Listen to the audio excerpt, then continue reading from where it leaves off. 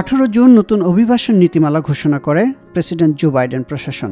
এতে যুক্তরাষ্ট্রে কাগজপত্র ছাড়া বসবাসকারী অভিবাসীদের নাগরিক হওয়ার সুযোগ সৃষ্টি হয়েছে।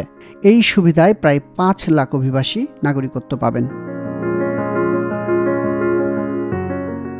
নতুন অভিবাসন নীতিমালায় বলা হয়, গত 17 জুন যুক্তরাষ্ট্রে বসবাসের 10 বছর পূর্ণ হয়েছে এবং যুক্তরাষ্ট্রের একজন নাগরিকের সঙ্গে বিবাহ সূত্রে আবদ্ধ হয়েছেন এমন অভিবাসী দেশটির নাগরিকত্ব পাওয়ার সুযোগ পাবেন, আর তাদের 21 বছরের কম বয়সী সন্তানরা এই সুযোগের আওতায় আসবে। এই নীতিমালার আওতায় বলা হয়েছে যে যুক্তরাষ্ট্রের নাগরিককে বিয়ে করতে হবে এবং গত 10 বছর এখানে বিগত 10 বছর এখানে থাকতে হবে। শুধু তাই নয়, এই 10 বছরের মধ্যে যারা অ্যাপ্লাই করবেন তারা ট্যাক্স পেয়ার হতে হবে। যারা গত 10 বছরের জন্য যখন তারা এখানে থেকেছেন তারা ট্যাক্স পে করেছেন এবং তাদের কোনো ক্রিমিনাল রেকর্ড থাকা চলবে না। শুধুমাত্র তাদের যে ডিরেক্ট চিলড্রেন তারা নন, তাদের স্টেপ চিলড্রেন যারা রয়েছে, সৎ সন্তান যারা রয়েছে, তারাও যদি তাদের বয়স 21 বছরের নিচে হয় তাহলে তারা গ্রিন কার্ডের জন্য অ্যাপ্লাই করতে পারবেন।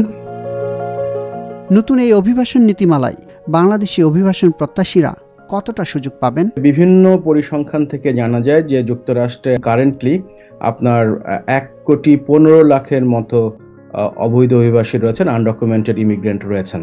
তার মধ্যে বাংলাদেশিদের সংখ্যা ঠিক কত, এটার আসলে কোনো নির্দিষ্ট সংখ্যা নেই।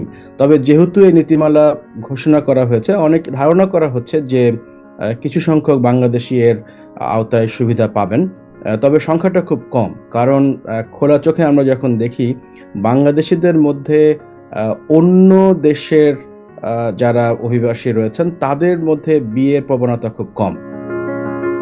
নতুন নীতিমালায় অভিবাসীর আবেদন অনুমোদিত হলে গ্রিন কার্ডের জন্য আবেদন করতে 3 বছর সময় পাবেন। একই সঙ্গে অস্থায়ী ওয়ার্ক পারমিট বা কাজের অনুমতি মিলবে।